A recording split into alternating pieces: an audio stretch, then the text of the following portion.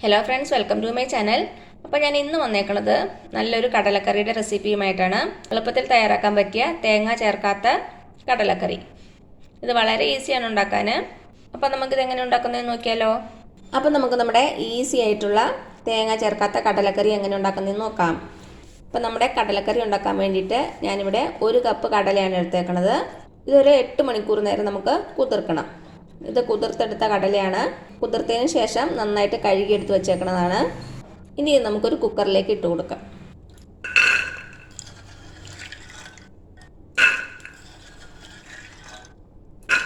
ഇനി ഇതിലേക്ക് ഒരു പച്ചമുളക് ചേർത്ത് കൊടുക്കുന്നുണ്ട്. ഒരു ചെറിയ പച്ചമുളക്, പിന്നെ ഒരു 2 അല്ലി വെളുത്തുള്ളി, അതിങ്ങനെ ചെറുതായിട്ട് കട്ട് ചെയ്ത് വെക്കുവാണ്. ഇനി ഇതിലേക്ക് നമുക്ക് 2 സവാള കട്ട് ചെയ്ത് ഇട്ട് കൊടുക്കാം. 2 ചെറിയ സവാളയാണ്. അപ്പോൾ ഞാനിതിലേക്ക് കുറച്ച് തേങ്ങാക്കൊത്ത് ചേർക്കുന്നുണ്ട്. ഇത് ഓപ്ഷണലാണ്, നിങ്ങൾക്ക് ഇഷ്ടമുണ്ടെങ്കിൽ മാത്രം ചേർത്ത് കൊടുത്താൽ മതി. എനിക്ക് കടലക്കറിയിൽ തേങ്ങാക്കൊത്ത് കഴിക്കുന്ന ഇഷ്ടമായ കാരണം ഞാൻ ചേർക്കണമാണ് കേട്ടോ. കുറച്ച് കറിവേപ്പില.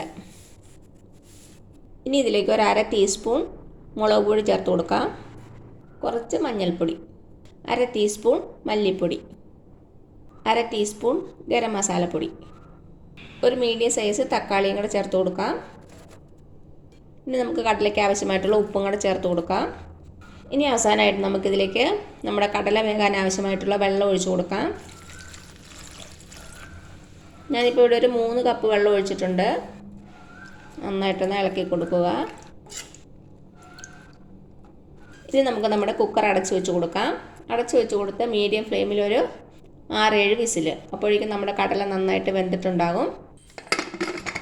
ഇപ്പം ഞാൻ ഗ്യാസ് ഓൺ ചെയ്തു. ഇനി ഇതിവിടെ ഇരുന്ന് വേവട്ടെ, അതുവരെ നമുക്ക് വെയിറ്റ് ചെയ്യാം. അപ്പോൾ അതാ ഒരു 6 വിസിൽ കഴിഞ്ഞപ്പോൾ ഞാൻ തീ ഓഫ് ചെയ്തു. ഇപ്പോൾ ഇതിൻ്റെ പ്രഷറൊക്കെ പോയിട്ടുണ്ട്. ഇനി നമുക്ക് തുറന്നു നോക്കാം.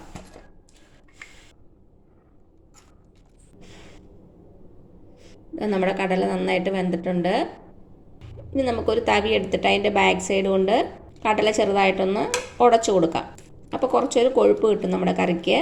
അതല്ലെങ്കിൽ കുറച്ച് കടലെടുത്ത് മിക്സി ബൗളിലിട്ടൊന്ന് അരച്ച് ചേർത്താലും മതി. അപ്പം നല്ല കൊഴുപ്പ് കിട്ടും നമ്മുടെ കടലക്കറിക്ക്. തക്കാളിയും സവാളയൊക്കെ ഒന്ന് ഉടച്ചു കൊടുക്കുക. മിക്സിയിൽ അരയ്ക്കുവാണെങ്കിൽ കടലയുടെ ചൂടാറിയതിന് ശേഷം മാത്രമേ അരയ്ക്കാവുള്ളൂ. കുറച്ച് കടലെടുത്ത് ഒരു പാത്രത്തിലേക്ക് മാറ്റിയിട്ട് അത് ചൂടാറിയിട്ട് അരച്ചെടുക്കുക. അപ്പം ഞാൻ അങ്ങനെ ചെയ്യണില്ല, ഞാൻ ജസ്റ്റ് ഉടച്ചു കൊടുക്കണുള്ളൂ. അപ്പം ഞാൻ കുറച്ച് കടലൊന്ന് ഉടച്ചു കൊടുത്തിട്ടുണ്ട്. ഉപ്പൊന്ന് ചെക്ക് ചെയ്ത് നോക്കുക, കുറവാണെങ്കിൽ ചേർത്ത് കൊടുക്കാം. ഇനി നമ്മുടെ കടലക്കറി ഒരു 5 മിനിറ്റ് കൂടി ഒന്ന് തിളപ്പിക്കാം മീഡിയം ഫ്ലെയിമിൽ വെച്ച്. അപ്പോൾ കുറച്ചുകൂടി ഒന്ന് വെള്ളം വറ്റും, ടേസ്റ്റും കുറച്ചുകൂടി കൂടും. അപ്പോൾ ഒരു 5 മിനിറ്റ് തിളക്കട്ടെ, അതുവരെ നമുക്ക് വെയിറ്റ് ചെയ്യാം. ഇപ്പോൾ അതാ ഒരു 5 മിനിറ്റോളം തിളച്ചിട്ടുണ്ട്. ഗ്രേവിയൊക്കെ ഒന്ന് തിക്കായിട്ട് വന്നിട്ടുണ്ട്. ഇത്രയും മതിയാവും. ഇനി ഇതിരിക്കുമ്പോൾ കുറച്ചുകൂടി ഒന്ന് തിക്കായിട്ട് വരും. അപ്പോൾ ഈ ഒരു പരുവത്തിൽ നമുക്ക് തീ ഓഫ് ചെയ്യാം. ഇനി ഇതിലേക്ക് നമുക്കൊന്ന് കടുക് വറുത്തിടണം. അപ്പോൾ ഞാനൊരു ചീനച്ചട്ടി വെച്ചിട്ടുണ്ട്. നമുക്കതിലേക്ക് വെളിച്ചെണ്ണ ഒഴിച്ച് കൊടുക്കാം. എണ്ണ ചൂടായിട്ട് വരുമ്പോൾ ഒരു 1/2 ടീസ്പൂൺ കടുക് ചേർത്ത് കൊടുക്കാം. കടുക് പൊട്ടി വന്നിട്ടുണ്ട്. ഇതിലേക്ക് 2 വറ്റൽമുളക്, അതേപോലെ തന്നെ ഒരു 6-7 ചെറിയ ഉള്ളി ചെറുതായിട്ട് കട്ട് ചെയ്ത് അങ്ങോട്ട് ഇട്ട് കൊടുക്കാം.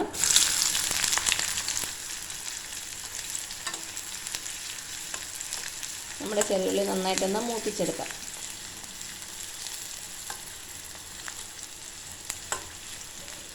ഞാൻ ഇതിനു മുമ്പ് വറുത്തരച്ച കടലക്കറിയുടെയും അതേപോലെ തന്നെ തേങ്ങാപ്പാൽ ചേർത്ത കടലക്കറിയുടെയും വീഡിയോ ഇട്ടിട്ടുണ്ട്. അതിൻ്റെ ലിങ്ക് ഞാൻ താഴെ കൊടുക്കാൻ, കാണാത്തൊരുന്ന് കണ്ടു നോക്കണേ. ഇതാ നമ്മുടെ ചെറിയുള്ളി അത്യാവശ്യത്തിന് നന്നായിട്ട് മൂത്ത് വന്നിട്ടുണ്ട്.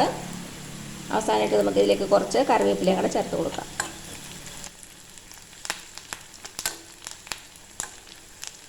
നമുക്കിനി നമ്മുടെ കറിയിലേക്ക് ഒഴിച്ചു കൊടുക്കാം.